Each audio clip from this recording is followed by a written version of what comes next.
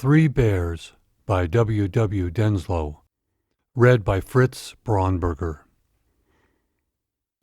A long time ago, in a cottage on the edge of a great forest, there dwelt a little girl by the name of Golden Hair.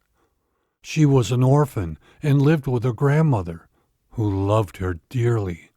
The grandmother was very old, so most of the housework was done by Golden Hair.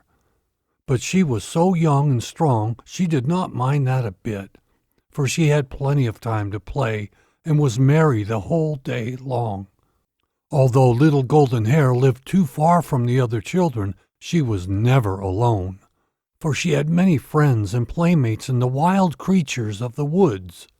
The gentle soft-eyed deer would feed from her hand, and the wild birds would come at her musical call, for she knew their language and loved them well. Golden Hair never wandered far into the forest before, but one day in early autumn, as she was gathering bright leaves and goldenrod, she strayed farther than she knew, and came upon a lonely gray cabin under the mighty trees. A slab of wood beside the half-open door told her who lived within. It read, "Papa Bear, Mama Bear, and Tiny Bear." "So this is where the jolly bears live, huh?" said Golden Hair as she knocked upon the door. "I want to meet them," she said. No answer came to her knocking, so she pushed the door wide open and walked in. It was a most disorderly house, but a bright fire burned on the hearth, over which hung a big black kettle of bubbling soup. On the table nearby were 3 yellow bowls of different sizes. A big bowl for Papa Bear, a medium-sized bowl for Mama Bear, and a little bowl for the Tiny Bear, said Golden Hair. "That soup smells good," she went on to say. "But my, what an untidy house.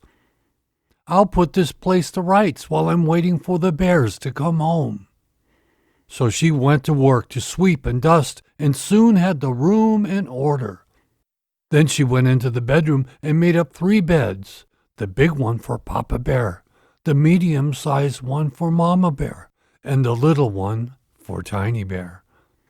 She bustled and had everything as neat as a pin when in bounced the 3 jolly bears. For a moment the bears stood speechless with wide-open eyes, staring at Golden Hair, who stood like a ray of sunshine in the dusky room. Then they burst into a loud laughter and made her welcome in their home. When they saw how nice and clean it was, they thanked her heartily and invited her to share their dinner, for the soup was now ready, and they were all hungry. Golden Hair spent the rest of the day with the 3 jolly bears playing I Spy and many other new games which the bears taught her. When the afternoon sun was sinking in the west, the little girl said she must be getting home, for her grandmother would be anxious about her. The 3 bears would not let her go alone, though, so they all set off together through the twilight woods. A merry company it was. Golden Hair rode atop the broad black Papa Bear, while Mama Bear and Tiny walked gaily on either side. In this way, before night had fallen, they came clear of the woods up to the home of Golden Hair. To be sure, the grandmother was much surprised to see this shaggy company with her little Golden Hair, but when she saw how jolly they all were and how handy they were in helping Golden Hair get the supper, she was delighted to have them stay and gave them welcome.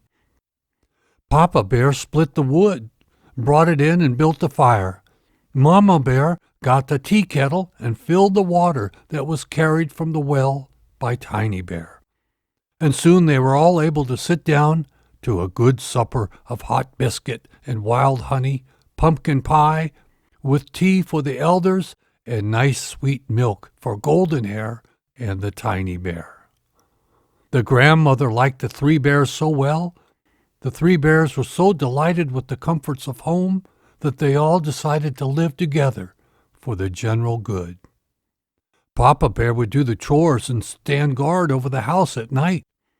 Mama Bear would do the housework under the direction of Golden Hair, while the tiny bear would wait upon the grandmother and run errands for the household. And so it came about that the three bears moved their three bowls, the three beds, to the home of Golden Hair and her grandmother the very next day, and from all accounts they were happy ever after. At any rate, the fame of Golden Hair and the three bears spread far and wide through all of the countryside, so that on holidays troops of children came to play with the jolly friends. The good-natured bears were always anxious to please the children. They would get up games under the greenwood trees in the summer and merry sports upon the icy lake and snowy hills in the winter. They did their best to make life for all one glad round of joy. Just how long they lived thus, no one seems to know, for it was a long, long time ago, and nothing is left but a joyous memory of a happy golden time.